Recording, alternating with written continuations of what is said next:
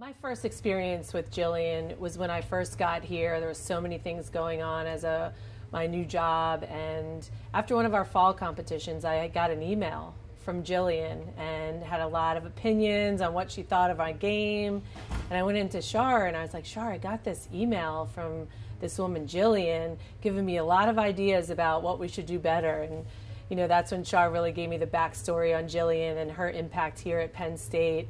Fast forward to this spring when we had a really close loss, and from a distance I see, Gillian leaving the stadium, and I was like, oh my God, she is not going to be happy.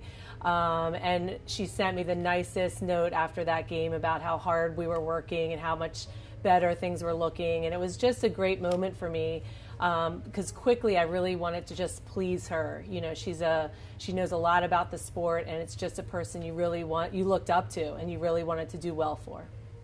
All right, first of all, I'd really like to thank the IWLCA for honoring Gillian. I stand here talking to you guys really about an incredible woman that had a tremendous impact on not only the success of athletics at Penn State, but also with field hockey and lacrosse throughout intercollegiate athletics. I honestly feel like one of her daughters. I came here in the mid-'70s with a lot of other of my friends, and we were met with a woman that just had a brazen attitude, cared deeply about us, and I think her legacy really shouldn't be measured by the success on the field necessarily, like all her championships, but how she mentored each and every one of us to go on to be strong, confident women who understood it's really important to fight for things that we deservedly, should deserve, I would say.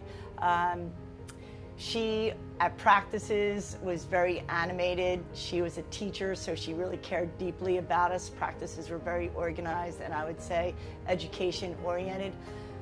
But in the way that she cared for us, she made sure that we had bosom warmers when it was cold. Nobody wears those today. They're wearing dry fit.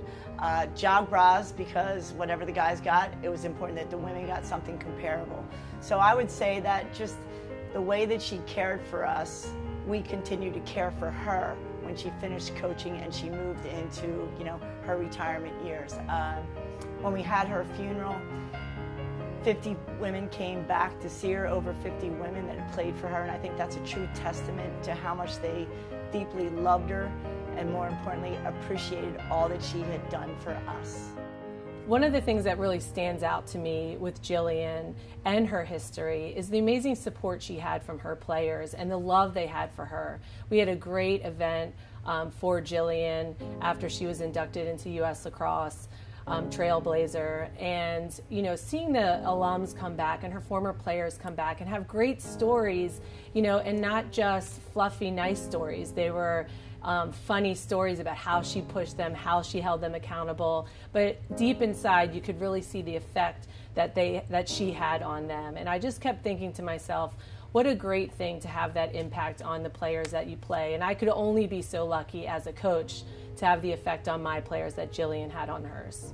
Gillian really was just someone that, as I said, really cared deeply about us, just made sure that we were connected as a team. It wasn't so much about the X's and O's, it was just the way she cultivated the team camaraderie, and I think that still exists today. We have a group of us that we call the Chillers that we get together annually, so I think it was the way that she helped us care for each other and have everybody sort of set their egos aside.